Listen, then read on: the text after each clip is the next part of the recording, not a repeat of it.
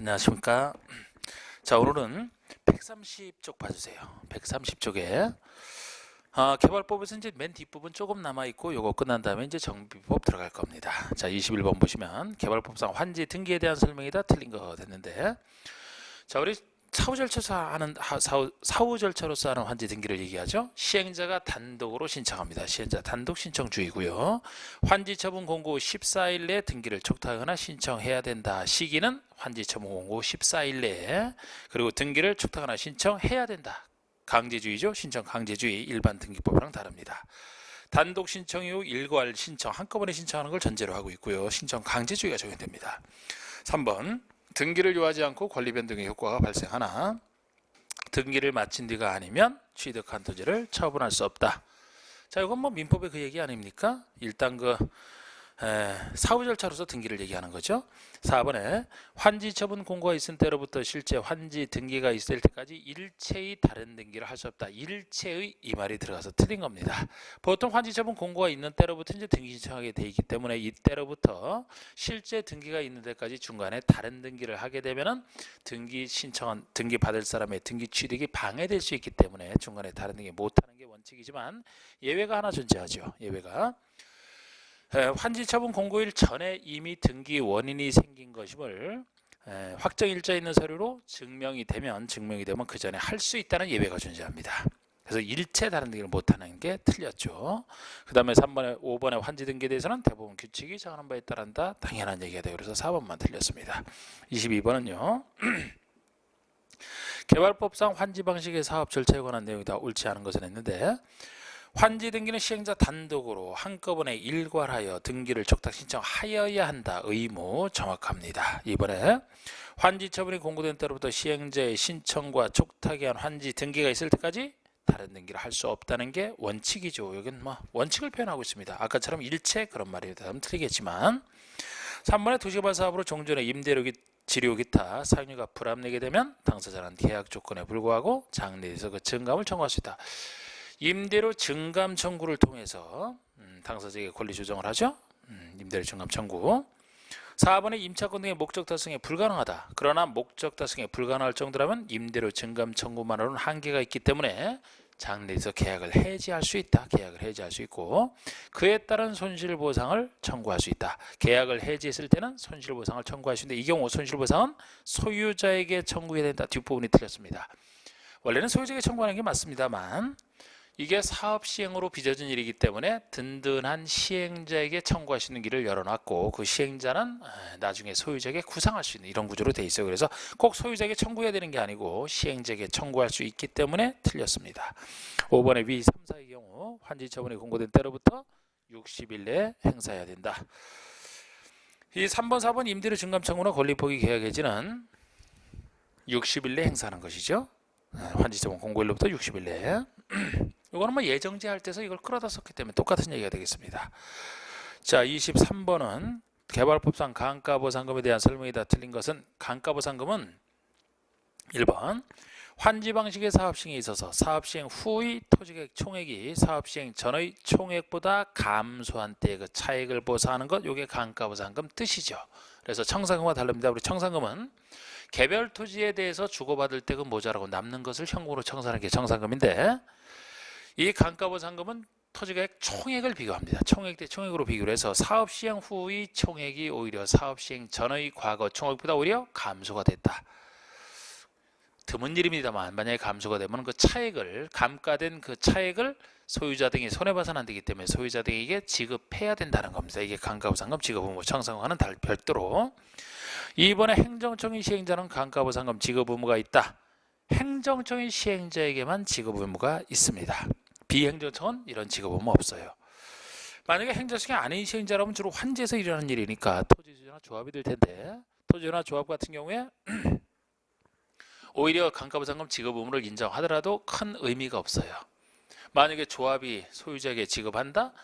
그럼 조합원에게 주는 거 아닙니까? 조합원 돈으로 조합원에게 준다. 의미가 없지 않습니까? 그래서 행정청의 시행자에게만 인정되는 의무를 하는 거. 3번의 감가보상금은 토지 소유자나 임차권자 등에게 지급하라. 소유자 외에 임차권자 등 권리자에게 지급하는 걸 되겠습니다. 그래서 소유자에게만 지급한다는 틀리고요.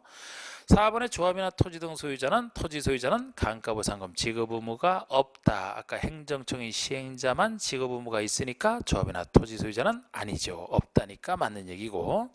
5번에 청산금으로 받을 금액이 있으면 그만큼 공제를 하고 지급하라. 이게 틀린 게 청산금과 감가부상 전혀 별개 제도이기 때문에 청산금 지급 유무와 지급 여부와 상관없이 독자적으로 지급하는 게 감가부상금이 되기 때문에 틀린 겁니다. 자, 우리 보직 중에서는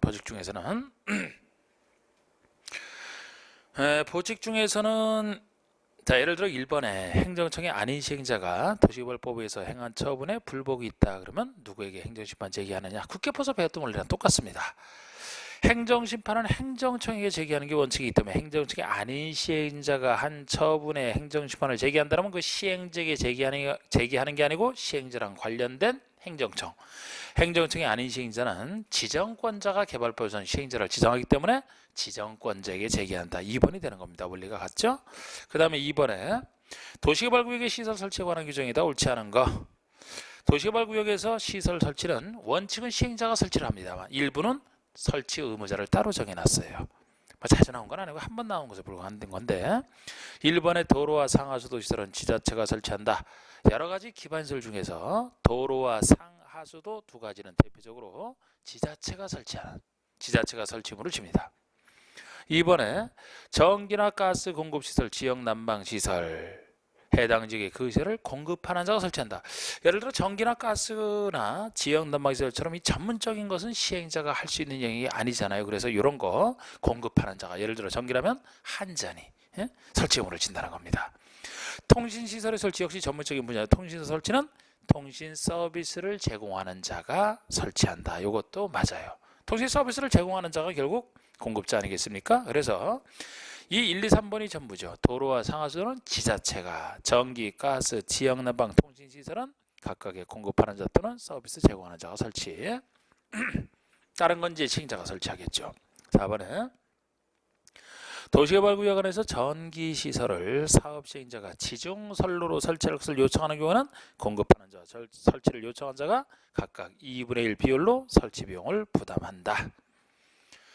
보통 이제 설치 의무자가 자기가 설치 비용을 내서 설치를 하거든요. 의무자가 부담하는 게 원칙이라 전기시설이라면 공급하는 자 한전이 설치를 해야 되는데 이 전기시설을 지중선로로 설치해 줄 것을 시행자가 요청했다라면은 보통 전기시설은 전부 때는 이제 그 위에 세워서 공중으로 이렇게 통과시키지 않습니까? 그런데 지중 땅에 묻는 그런 선로로 설치를 한다라면은 요게 돈이 훨씬 많이 들어갑니다. 그렇기 때문에 공급하는 자가 다 내라 그러면은 요거는 좀 부당해요. 그래서 원래 내야 될 사람이 시행자와 이 특수 설치를 요청한 요청한 시행자가 각각 2분의 1씩 부담하라. 그래서 반반씩 내는 게 적합하죠.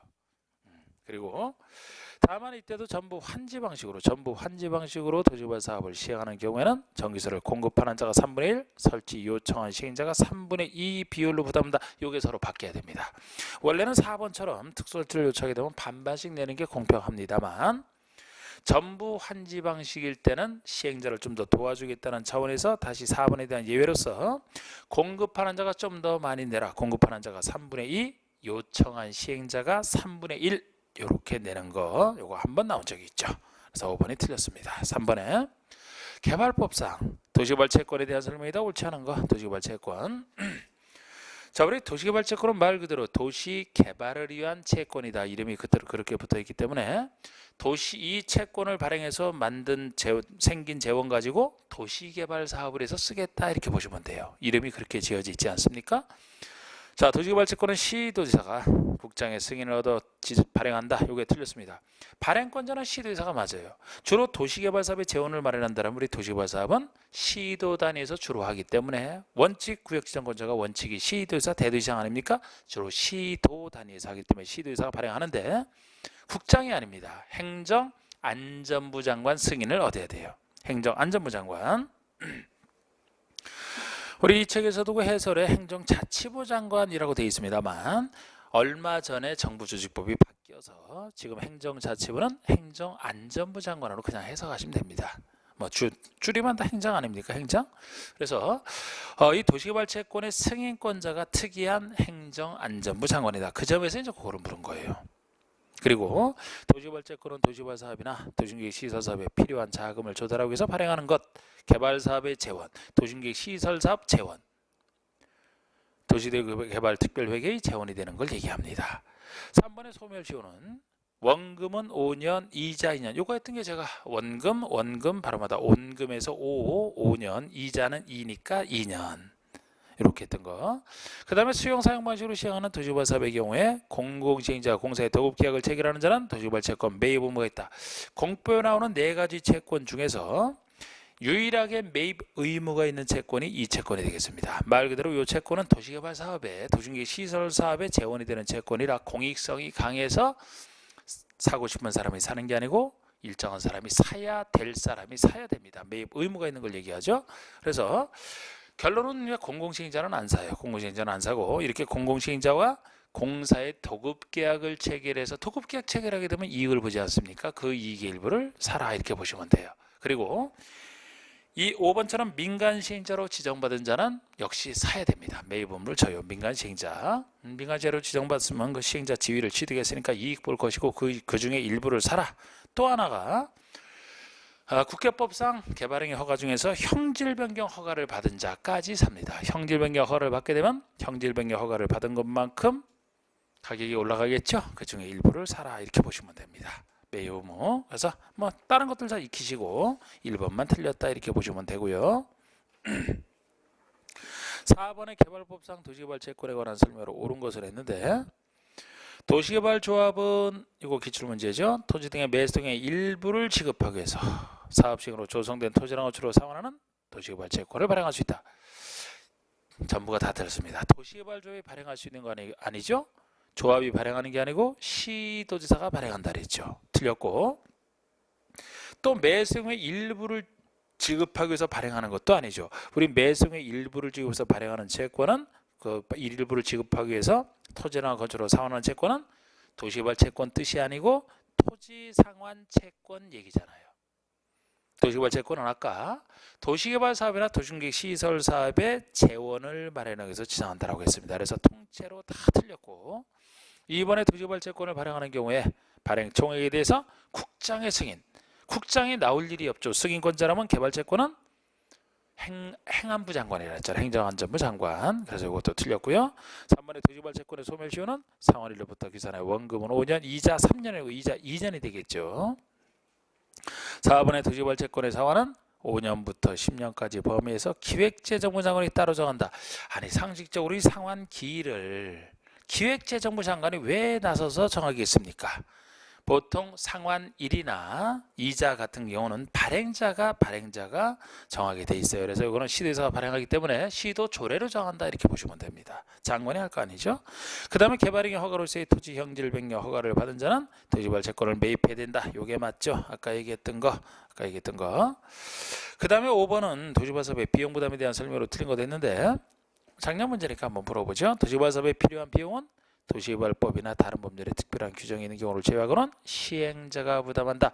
이 비용 부담 얘기는 국계법에서 배웠던 도시계획 시설 사업의 비용 부담 얘기랑 거의 같습니다. 이것도 똑같은 도시계획 사업 아닙니까? 그래서 도시개발 사업 비용도 원칙은 시행자가 부담하는 게 원칙인데 뭐 이익을 받는 지자체가 있으면 이익을 받는 지자체의 비용 부담 일부를 부담시킬 수 있는 경우 그런 것들이 있지 않습니까? 그게 뭐 또 국토개혁부랑 똑같다는 거죠. 자, 이번에 지자체장이 발행하는 도시개발 채권의 소멸시효는 상환부터 기산의 원금은 5년, 이자 2년 맞고요. 3번의 시행자가 지자체인 경우는 공원, 녹지, 조성비 전부를 국고에서 보조하거나 융자할 수 있다. 지자체가 시행을 한다면 국고에서 전부를 다 보조, 융자할 수 있다는 규정이 있는데 뭐 정답과는 관련 없는 들러리 지문으로 보시면 됩니다. 이런 걸 어떻게 바꿔서 내겠습니까? 중요하지 않은 것을. 4번에 시행자는 공동호를 설치하는 경우는 다른 법률에 따라 그 공동구에 수용될 시설을 설치할 의무가 있는 자에게 공동호 설치되는 비용을 부담시킬 수 이런 얘기도 있는데요. 결론은 그냥 3번, 4번은 다 그냥 들러리 지문에 불과하고 뭐 1번, 2번, 5번 중에서 중요한 부분에서 문제는 낸다 그러지 않았습니까? 정답은 5번에 도시개발 사업에 대한 비용 부담에 대해서 대도시장과 시도세 간의 협의가 성립되지 않는다. 기획재정부 장관 결정. 기획재정부 장관이 아니고 역시 행정안전부 장관의 결정에 따른다. 그래야 됩니다. 자, 우리 이제 비용 부담 시킬 때 이익을 받는 지자체가 있으면 그자와 행정적인 시행자가 협의를 하는데, 협의가 안 되면은 바로 윗사람이 책정해 준다. 만약에 서로 당사자 간이 같은 도에 있다면 도지사가 결정. 둘 이상의 시도, 여기처럼 시도 간에 걸쳐 있다면은 장관 중에서 장관이 결정하는데 요게 행안부 장관이죠. 그래서 행안부 장관이 국회법이나 여기나 이렇게 이제 비용 부담 시킬 때 둘 이상의 시도 간에 협의가 안 될 때 행안부 장관, 그리고 아까 도시개발채권의 승인권자 행안부 장관, 요 두 군데서만 공부선 전체 나오지 다른 데서는 다 안 나옵니다. 그렇게 정리해 주시면 되겠고, 자, 그러면 이제 개발법이 끝났어요. 그러면 이제 정비법 들어가는데, 이 정비법이 6가지 법 중에서는 제일 까다로운 게 개발법과 비슷해서 비교를 해보십니다만, 정비사업이 6개나 되기 때문에 좀 까다롭습니다. 그래서 항상 우리가 개발법에서도 틀을 잡았듯이 정비법에서도 정비사업의 틀을 기본적으로 갖춰놓고 이 틀 범위 속의 틀을 생각하시면서,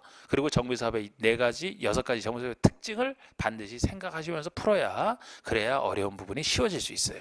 그래서 정확하게 그런 개념부터 구별하시고 왜 달라진지를 구별하셔야 됩니다. 자, 우리 개발사업과 아주 비슷해요. 우리 정비사업이 진행되는 흐름부터 먼저 항상 떠올리셔야 되는데, 정비사업은 먼저 제일 처음에 정비 기본계획을 수립합니다. 정비 기본계획을 수립해서 정비사업의 기본 방향을 정하는 것이죠. 그 다음에 정비계획을 수립을 하고, 기본계획 법원에서 정비계획을 수립하고, 그 다음에 이제 정비구역을 지정하게 돼 있어요. 정비구역을 지정을 합니다. 구역을 지정했으면 그 다음에 이 사업의 시행자가 누가 되는지 공공과 민간 나눠볼 수가 있고, 민간 중에서 조합을 대표적인 시행자로서 이제 아주 중요하게 다룰 겁니다. 시행자가 사업 시행계획을 작성해서 이 시행계획에 대해서 인가를 받게 되면 사업 시행권을 따는 절차가 되겠고, 사업 시행권을 땄다라면은 분양에 관련된 사항을 당사자에게 알려주는 분양통지, 분양통지 및 공고를 통해서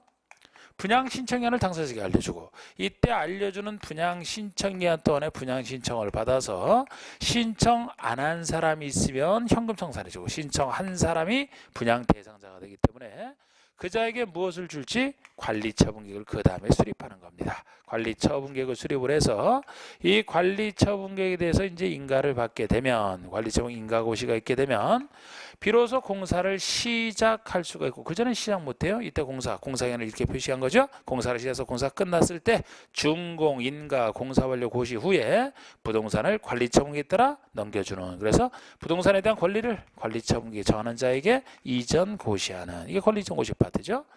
권리이전 고시 파트에서는 이제 소유권이 넘어갔을 때 기타 권리가 동시에 무엇이 넘어가는지를 적극적으로 정하고 있고, 사후 절차로서 이제 등기가 나올 겁니다. 이렇게 기본적인 틀을 잡으시고, 이 기본적인 틀도 개발법과 항상 비교를 해보셔야 되는데, 개발사업과 정비사업은 똑같은 도시공기획사업에 속하니까 서로 비슷하잖아요. 이 두 부분 빼놓고는 나머지는 법이 달라서 말이 다를 뿐이지 개발법과 순서까지 똑같은 겁니다. 둘을 서로 비교해 보셔야 돼요. 항상 정비사업은, 도시 및 주거환경 정비사업은 정비라는 게 망가진 거 고치는 것이라, 예전에 이미 개발돼 있던 것이 오래돼서 낡았을 때 고쳐주는 게 정비사업이기 때문에, 새로 신도시 개발하는 도시개발사업과 비교를 해본다면은 환지 방식의 도시개발사업과 비슷해요. 우리 환지 방식이라면은 종전에 땅 가진 사람이 자기 땅을 제공하고 사업에 참여해서 하는 거 아닙니까? 그러면 이 정비사업도 종전에 가지고 있는 낡은 토지나 건축물을 사업을 해서 제공하고 새로운 것을 받으려고 들어가는 거예요. 예를 들어 개발부상 수용 방식처럼 돈 받고 나갈 사람들이 아니고 사업에 참여해요. 그래서 환지 방식이랑 비교를 해보시는 건데, 그래서 그쪽이랑 비교를 해보시면 우리 개발법에서 개발계획부터 나오죠. 그것이 여기는 정비계획이랑 비슷합니다. 그쪽에 개발구역이 정비구역이고요. 그쪽에 시행자가 여기 시행자고, 그쪽에서도 조합은 환지에서만 시행자가 된다 그랬죠? 여기 조합이랑 비교를 해보시는 거예요. 성격 다 똑같고 차이점만 보시면 됩니다. 그리고 그쪽에서 실시계 인가고시, 여기는 사업시행 인가고시, 같은 얘기입니다. 사업시행권을 따는 실시나 시행이나 같은 얘기 아닙니까? 그리고 여기는 없고, 이제 그 다음에 환지 방식에서 환지계획 나오죠. 환지계획 뒤에 여기는 관리처분계획이라고 이름을 쓰는 겁니다. 그러면서 그쪽에서 공사 시작하고 끝났다. 그쪽에서는 준공 검사, 공사 완료 공고, 여기는 준공 인가, 공사 완료 고시, 같은 얘기죠. 그 다음에 공사 끝난 다음에 환지 처분하라. 여기는 환지라는 말을 못 쓰니까 관리이전 고시 이렇게 하죠. 환지계획에 따라 환지 처분하듯이 관리처분계획에 따라 관리이전을 합니다. 이렇게 말이 다를 뿐이지 순서 똑같아요. 둘을 서로 비교해 보시는 걸 당연히 하셔야 됩니다. 그런데 이제 여기만 있는 것까지 추가를 시키면 정비사업이 완성되고, 항상 이 정비사업은 이 흐름을 묻는 문제도, 이 순서를 묻는 문제도 나올 수 있지 않습니까? 자, 이게 왜 들어가느냐 하면은 이건 정비법의 특징 때문에 그래요. 개발법과 구별되는 특징 때문에. 자, 우리 정비사업은 옛날에 개발되어 있던 것을 고쳐주는 게 정비사업이기 때문에, 예전에 엄청난 개발이 있었다, 엄청난 개발이 있었다면 지금 와서 오랜 시간이 지나서 지금 정비사업을 해야 된다면 옛날에 많이 했던 것만큼 지금 정비사업을 굉장히 많을 거예요. 한꺼번에 못하지 않습니까? 그래서 정비사업을, 어느 정비사업을 먼저 추진하고 나중에 추진할지 방향 정하는 게 여기엔 필요하죠. 개발법에서는 바로 신도시를 개발할 때 바로 하기 때문에 따로 방향 정할 필요가 없어요. 개발할 필요가 있으면 개발계획 수립해서 바로 하면 됩니다. 근데 여기서는 방향 정하는 게 필요하죠. 그래서 이렇게 엄청나게 개발이 되어 있는 걸 전제로 해서 이게 필요하기 때문에, 나중에 보시면 정비 기본계획은 특별시장이나 광역시장이나 자치시, 자치도 시장이 수립을 해요. 특광시군 중에서 군수는 수립을 아예 안 하는 게, 군이 옛날에 기본계획을 수립해야 될 정도로 개발이 엄청나게 옛날에 됐다라면은 벌써 시로 승격했을 거라는 겁니다. 그 정도로 개발되는 곳이 아니잖아, 군은. 그래서 시상에서 수립하지 군수에서는 수립 안 한다. 이것이 옛날에 너무 많이 개발된 걸 전제로 해서 여기서만 필요한 겁니다. 그리고 요 분양통지 및 공고도 여기서만 추가적으로 이 사이에 들어가는 게 환지계획과 관리처분계획 차이 때문이죠. 우리 개발법에서 환지계획은 필지별로 수립하는데, 필지별로 종전의 땅에 대해서 어떤 땅을 줄지를 정하지 않습니까? 관리처분계획은 분양 대상자별로 수립한다라고 제가 환지계획을 딱 언급을 했을 겁니다. 이건 분양 대상, 서로 종전의 땅, 부동산에 대해서 무엇을 줄지 정하는 건 비슷해요. 그런데 거기는 필지별, 여기는 분양 대상자별. 분양 대상자라는 게 분양 신청한 사람을 얘기합니다. 그렇기 때문에 이런 관리처분계획에서 분양 대상자를 가리기 위해서는 그 전에 분양 신청이나 알려주고 신청위원회에 신청을 받아보는 게 필요하지 않습니까? 그래서 관리처분계획 전에 분양통지 공고가 나오는 것이고, 환지에서는 필요 없잖아요. 그리고 여기 나오는 분양통지 공고와 분양신청위원 이 부분들, 그리고 주택 줄 때 기준을 우리 앞에서 입체 환지할 때 끌어다 썼던 겁니다.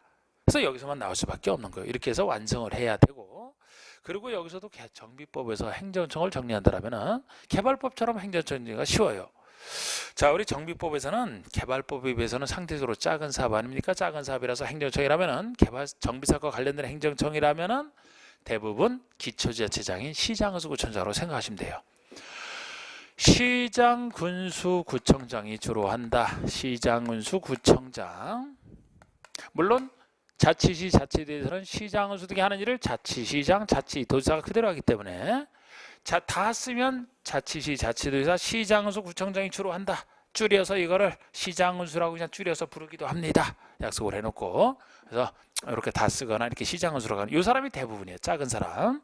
둘 빼놓고, 요 따로 기억하셔야 돼요. 둘 빼놓고.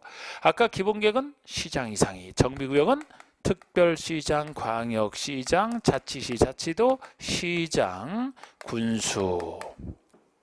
예외적으로 구청장 등도 가능합니다. 구청장도 가능해요. 요 둘을 따로 기억하시고, 나머지 정비사업에 관련된 행정청이다 다 시장군수로 보시면, 이런 거 잘해두세요. 그냥 정리가 됩니다. 그러니까 지금 여기 나오는 정비계나 이 뒤에 나오는 행정청도 다 시장군수예요. 정비사업에 관련된 사람이라면. 그럼 우리가 이걸 정리했을 때 보세요. 사실상 여기서만 차이가 나는 거예요. 여기서만 이렇게 복잡하게 써놓은 것 같지만 여기서만 차이가 나는 겁니다. 이게 정비사업이 자체로 작은 사업이기 때문에, 예를 들어 자치시, 자치도에서는 그 사람이 혼자 다 하는 거예요. 자치시, 자치도에서는 자치시, 자치도지사가 기본계획 수립하고 그 범위 내에서 정비계획을 수립한 다음에 그 사람이 스스로 구역 지정하고, 그 다음에 나머지 일도 다 자치시, 자치도에 다 합니다. 시군에서도 그 사람이 다 해요. 시장군수가 다 하지 않습니까? 정비계획 수립하고 구역 지정하고 나머지도 다. 물론 군수만큼은 기본계획에서 빠지죠. 나머지를 군수가 하는 것이죠. 이렇게 정비사업이 상대적으로 작기 때문에 자치도 시군에서는 그 사람이 다 한다 보시면 되는데, 어디서만 차이가 나냐면은 특별시, 광역시장이 하느냐, 구청장이 하느냐. 여기 구청장에는 광역시 밑에 있는 군수라면 제가 항상 광역시 밑에 있는 군수는 구청장처럼 봐주시라고 했으니까 이거 포함한 개념이죠. 그러면 여기서 만약에 특별시, 광역시에서는 기본계획과 정비구역만 특별시장, 광역시장이 지정을 하고 나머지가 구청장이 이렇게 돼 있는 구조밖에 차이가 안 납니다. 예를 들어서 특별시, 광역시장이 기본계획을 수립해놓으면 정비계획은 기본계획 범위 내에서 구청장이 수립을 하고, 보통 구청장이 수립을 한 다음에 예외적으로 구청장이 하는 경우 있죠. 이거는 긴급한 경우에만 구청장이 직접 지정을 하지, 보통에 다른 얘기 없으면 특별시장, 광역시장이 구역 지정하기 때문에 구청장이 특별시장, 광역시장의 구역 지정을 신청하면 이 사람이 지정을 해주면 나머지를 구청장이 하는 거죠. 그래서 제가 요거는 이제 둘 빼놓고 나머지 시장을 수라는 점에서 미리 이제 설명을 드렸습니다. 그리고 이렇게 틀을 잡으시되 항상 정비법이 복잡하면 6가지 정비사업 때문이다. 이 개념을 정확하게 잡아두시고 여기에 따라서 개념 자체뿐만 아니고 응용하는 것도 다 요 개념이 생각나면 되기 때문에 아주 제일 중요한 개념이죠. 주거환경 6가지 사업은 주거환경 개선 사업과 주택 재개발 사업과 주택 재개발 사업과 주택 재건축 사업과 주택 재건축 사업과 도시환경 정비 사업, 이렇게 4가지 사업이 전통적으로 있었고요. 그 다음에 이 4가지 사업 잘 안 될 때 대비해서 나중에 소규모 사업으로서 추가된 2가지 사업까지 해서 6가지가 되는데요. 주거환경 관리 사업, 주거환경 관리 사업, 주거환경 관리 사업, 그리고 가로주택 정비 사업까지 이렇게 얘기를 합니다. 6개가 있는데 항상 정비 사업은 여러분들 잘 다 해 오셨겠지만 나머지 다른 정비 사업과 구별되는 특징성, 그것부터 이제 중요하게 정리를 해야 되죠. 포인트죠. 그래서 일단 제일 처음 얘기할게. 이 도시환경 정비 사업이 다른 정비 사업과 일단 구별이 됩니다. 나머지는 다 주거환경이기 때문이죠. 요거만 도시환경이고 나머지는 다 주거환경이에요. 그러면은 보통 옛날에 개발된 곳이 이제 주상공에서 주로 하는 게 정비 사업인데, 나머지 주거환경을 위한 건 주로 주거지역에서 할 거 아닙니까? 그럼 주거환경에는 도시환경이 의미하는 바는 주상공 중에서 상업지역, 공업지역. 옛날에 상업지역, 공업지역이 지정돼서 개발이 쫙 됐는데 이것이 오래돼서 지금 낙후돼서 기능회복이 필요하다. 간단하게 줄이면 상업지역, 공업지역에서의 기능회복이 목적인 사업이 도시환경 정비 사업이 돼요. 그래서 이제 일단 이렇게 돼 있고, 그 다음에 요거 이 관리사업과 개선사업을 헷갈리면 안 됩니다. 여기서 주거환경 개선이다, 관리다 하는 것은 요 글 빼놓고는 다 똑같잖아요. 관리는 관리하는 차원이고 개선은 크게 고치는 개선이기 때문에 개선사업이 나오든 크게 고치는 것이라 항상 달동네를 연상하셔야 됩니다. 우리 법적으로는 도시 저소득 주민이 집단으로 거주하는 그런 달동네를 얘기하죠. 그러니까 크게 고치는 거예요. 그럼 주거환경 관리는 관리하는 차원에 머물러 있어서 소규모 사업. 왜 소규모냐 하면은 이것이 일단 다른 사업과 구별되는 특징이 보통 정비사업은 낡은 주택이 있고 낡은 정비 기반설이 있지 않겠습니까? 그러면은 주택 등과 정비 기반설, 주택 등도 낡은 게 있고 정비 기반설 공동 요소를 합쳐서 정비 기반설 등 이 2가지 시설이 있을 때 둘 다 고쳐주는 게 보통 정비 사업에서는 있어요. 그래서 관리 사업 빼고 나머지 5가지 사업에서는 주택도 고치고 기반설도 다 고쳐주는 방식이 다 있는데 관리 사업만 유일하게 없습니다. 관리사업은 주택을 시행자가 손대지 않고 시행자는 기반시설만 주로 손댄다는 점에서 주거환경을 관리하는 차원에 머물러 있는 소규모 사업이다 생각해요. 그러니까 관리사업 하게 되면 주택을 손대지 않아요. 주택은 토지 등 소유자가 스스로 하게 되죠. 토지 등 소유자가 스스로 한다는 얘기는 정비사업 하는 게 아니죠. 시행자가 하는 게 정비사업 아닙니까? 그래서 관리사업은 시행자가 주택 손대지 않고 기반시설만 고쳐준다는 점에서 간단한 소규모 사업이 되는 거예요. 꼭 이 말을 놓치면 안 됩니다. 이 점에서 다른 거 구별이 되니까. 그리고 가로주택 정비 사업에서는 이것은 다른 5가지가 구별되는 게 나머지 5가지는 정비구역이 구체적으로 지정된 곳에서 하는 사업을 얘기하는데 가로주택 정비 사업은 가로구역에 있는 주택을 정비한다는 점에서 차이가 나는 거예요. 상대적으로 정비 사업이 개발 사업보다는 작지만 정비구역보다 훨씬 작은 게 가로구역입니다. 우리 가로구역이 거리가 짜 도로로 짜, 거리의 도로, 이 도로로 둘러싸는 일단의 지역이 가로구역 아니겠습니까? 그런데 이 가로구역이라는 것도 우리 건축법에서는 건축상 도로로 둘러싸인 거 다 얘기를 하지만 정비법상 가로구역은 훨씬 좁은 개념이에요. 정비상 가로구역은 그냥 도로가 아니고 도시계획도로로 둘러싸여 있어야 됩니다. 도시계획도로로 둘러싸여 있어야 돼요. 여기서 도시계획도로라는 것은 도시군 관리계획으로 결정돼서 설치되어 있는 도로를 얘기하거든요. 보통 도로는 안 돼. 도시계획 도로로 전체가 둘러싸인 것이 하나의 가로구역이 된다는 겁니다. 어쨌든 이것은 정비구역보다는 자체로 이 가로구역이 작기 때문에 기존에 있는 가로구역에 있는 주택을 간단하게 정비한 데라서 소규모 사업이 되는 거예요.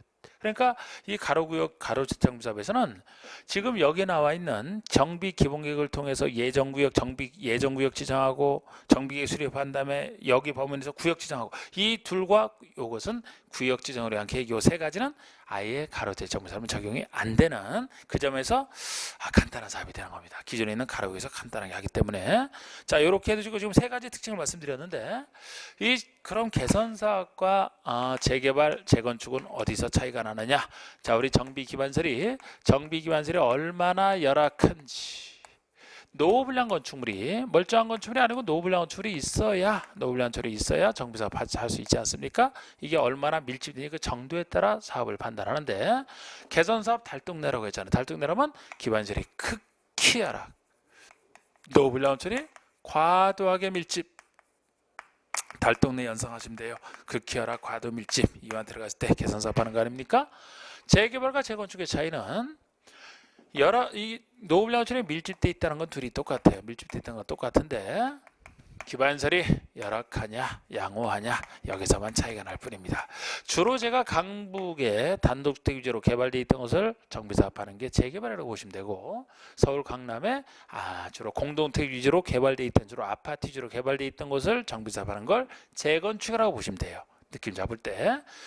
그래서 재개발 같은 데서는 둘은 다 밀집은 똑같지만 옛날에 단독주택 위주로 개발되어 있던 것은 골목길 기반설도 열악하죠. 근데 아파트 재건축하는 데는 기반설은 양호한 상태가 아니겠습니까? 건물은 낡았어도 열악과 양호 차이가 나죠. 그래서 이렇게 해놓은 상태에서 주로 6가지 정비사업 중 웬만한 예는 재건축이 제일 말썽꾸러기라 재건축에서 주로 예외가 나온다. 이런 느낌 잡으시고 그렇지 않은 예는 그때그때 생각하시면 돼요. 주로 예는 재건축이다. 이렇게 느낌 잡으시고 이 중에서도 제일 못 사는 곳이 개선사업에 있는 소유자고 제일 잘 사는 곳은 도시환경 정비사업의 소유자가 되겠죠. 상업지역, 공업지역에서 상가나 공장 소유자가 되겠으니까 자 이렇게 느낌 잡고 시작을 합니다. 시작을 하는데 하나 이제 보시면 139쪽에 자 1번 얘기가 139쪽에 1번 얘기가 정비법령상 다음 설명에 해당하는 정비사업은 자 작년 문제인데 보세요. 도시 저소득층의 집단으로 거주하는 지역 벌써 이렇게 나오면 너무 쉽지 않습니까? 달동네 개선사업을 얘기해요. 극히 열악 과도 밀집 개선사업밖에 없잖아. 그래서 아주 이렇게 쉬운 문제도 쉽습니다. 그래서 쉬운 문제 잘 풀면 되고 어려운 문제는 뭐 틀려도 괜찮지 않습니까? 쉬운 문제를 정확히 잘 푸는 게 중요해요. 아주 쉽습니다. 자, 그 다음에 2번은 정비법상 정비사업과 공동이용설에 관한 설명으로 옳은 것은 했는데 도시환경 정비사업은 도시환경 정비사업이에요. 그럼 도시 저소득 주민이 집단으로 거주하는 지역에서 벌써 틀렸잖아. 이렇게 나오면은 아까 나왔던 개선사업이 나와야 됩니다. 도시환경 정비가 되기 위해서는 상업지역, 공업지역 등으로서 이 말이 들어가야 되죠. 그 다음에 2번 주거환경 개선사업 나왔네요. 개선사업은 아까 저소득 주민이 크게 나와야 된다니까요. 1번처럼 단독이나 다세대가 밀집한 지역에서 정비 기반시설과 공동이용설 확충을 통해서 주거환경을 보존하겠다. 이렇게 주택 손댄다는 얘기 없이 정비 기반설과 공동이용설 두 가지, 즉 제가 정비 기반설 등이라고 표현했던 것이죠. 이것을 확충을 통해서 하겠다. 이것이 주거환경 관리사업 얘기하는 거예요. 주택 손대지 않고 정비 기반설만 손대겠다. 이게 관리사업입니다. 그리고 3번의 공동이용설은 주민이 공동으로 사용하는 공동작업장, 세탁장, 어린이집, 우리 개념 중에서 공동이용시설과 정비기반설을 좀 구별하는 것도 가끔 내는데요. 우리 정비기반설은 기반설 중에서 정비가 나 있는 우리 보통 배웠던 기반설을 생각하시면 되는데 공동이용설은 기반설이 아닌 것 중에서 주민이 공동으로 사용하는 걸 전제로 합니다.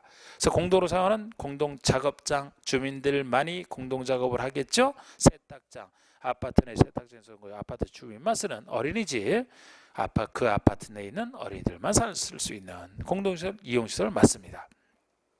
기반설, 광장 같은 건 누구나 쓸 수 있는 거 아닙니까? 근데 공동이용시설은 그곳에 주민만이 쓴다는 점에서 여러분들 어린이 놀이터 이런 것도 마찬가지지. 어린이 놀이터, 뭐 운동시설 이런 거 어린이 놀이터면 아파트 단지 내에 어린이가 있으면은 어린이 놀이터가 있으면 다른 아파트 어린이들이 쓰는 거 아니잖아요. 그 아파트 내 어린이만 쓰는 거 아닙니까? 노인정 이런 거 다 공동 이용시설이겠죠. 3번이 맞고 4번의 재개발 사업은 양호밀집, 양호밀집하면 재건축이 되죠. 재개발은 열악밀집 그래야 되죠. 주거환경 관리사업은 노후전에 밀집한 가로구역에서 종전의 가로는 유지하면서 소규모로 주거환경에선 가로구역에서 하는 사업이라면 가로주택 정비사업이 되잖아요. 그래서 그냥 개념 알라고 낸 겁니다. 자, 3번에 맞을 부분 다른 것들이 왜 틀리는지. 그 다음에 3번의 정비법상 용어에 대한 설명으로 틀린 거, 이것도 기출문제지만 간단합니다. 건축이 훼손되거나 일부가 멸실되어 붕괴가 밖에 안전사고 우려가 있는 건축은 노후불량축에 해당. 노후불량축 개념이 엄청나게 많은데 이렇게 훼손되거나 일부가 멸실되어 붕괴 안전사고 우려가 있다. 당연히 이게 양호한 건축물이 아니고 노후불량 건축물이 해당되겠죠. 이번에 주거환경 개선 사업이라면 양호 밀집. 자, 또 틀렸죠, 그죠? 양호 밀집이면은 재건축입니다. 23회 때 문제인데 이것도 쉽게 낸 거 아닙니까? 2번이 틀렸잖아. 3번에 도로, 상하수도, 공원, 공용 주차장 다 여러분들이 배웠던 기반설의 하나죠. 국회법상 기반설에 배웠던. 그래서 정비 기반설에 해당되는 겁니다. 4번에 재개발 사업의 정비원에 소지한 토지의 지상권자는 토지 소유자에 해당한다.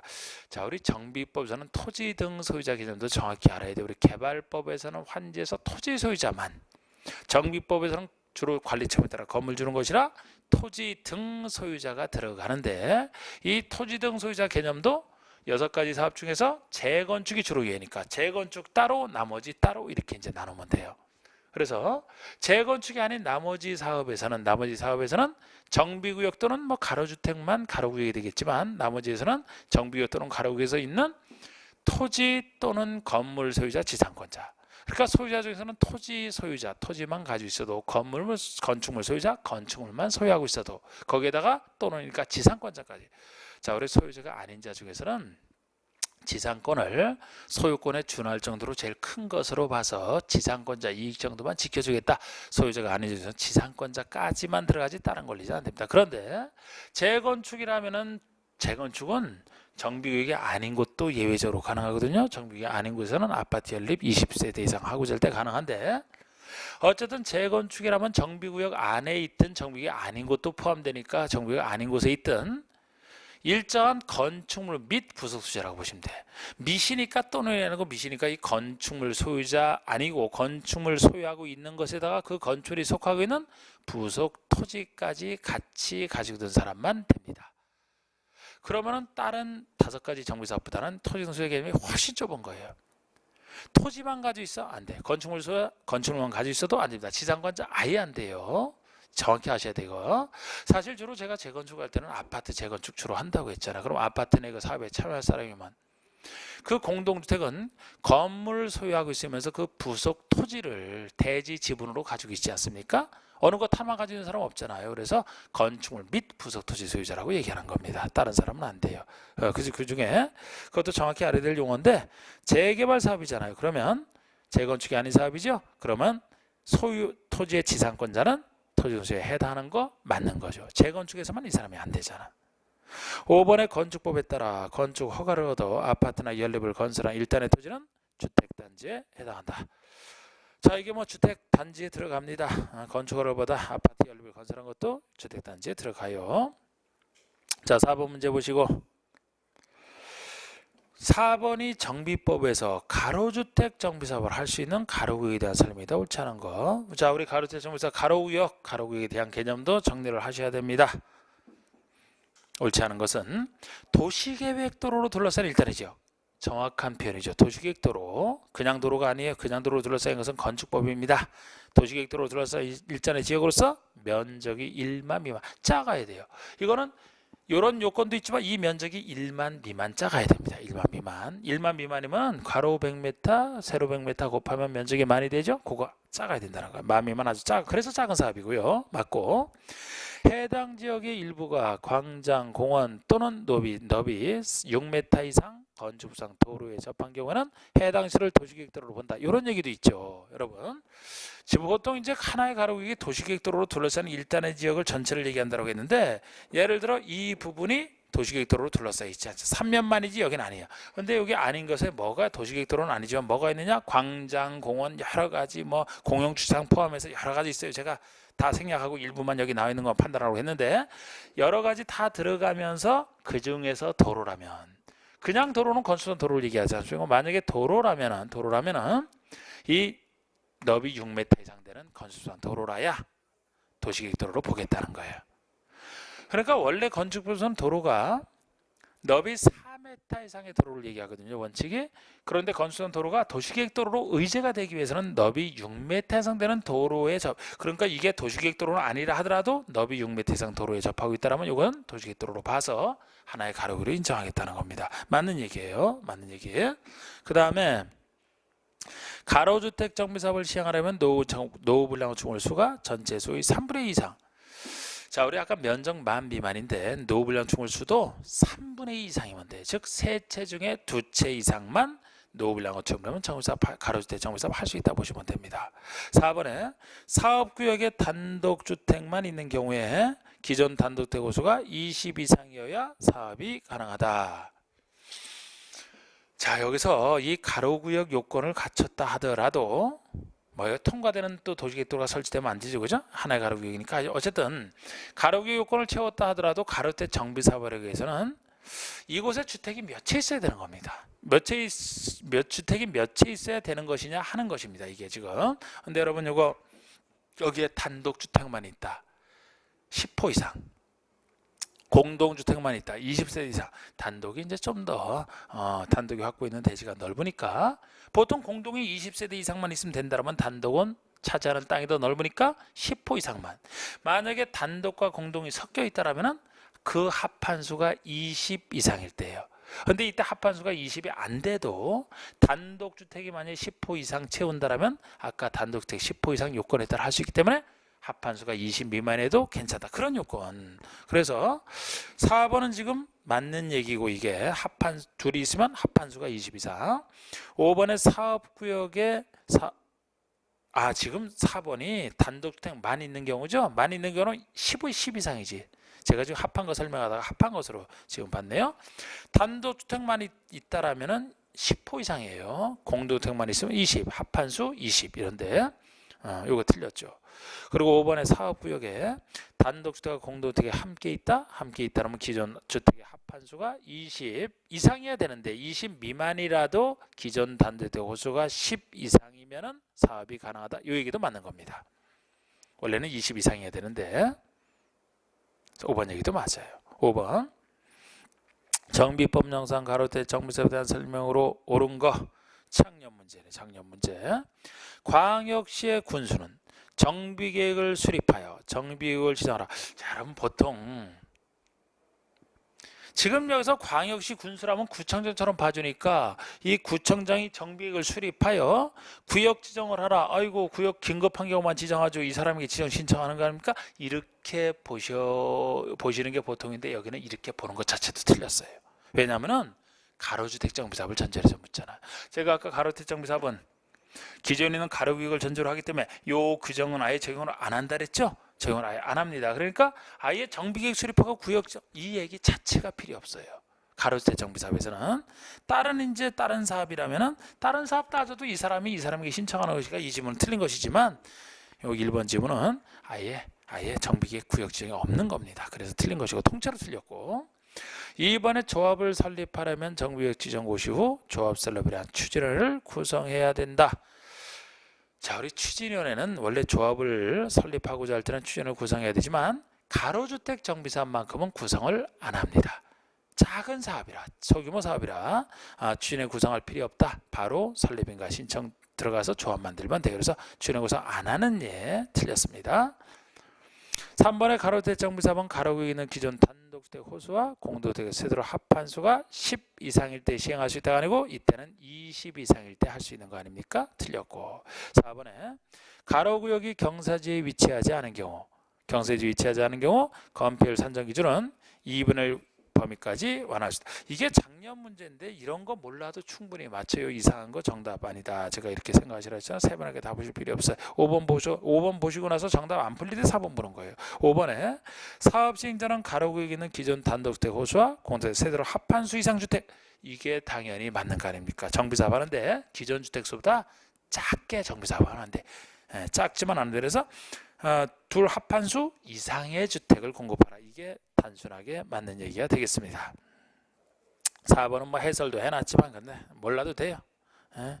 몰라도 됩니다. 정답은 5번에서 간단하게 나온 것이고 6번에 정비법에서 규정하는 노후분량초에 해당하지 않는 것.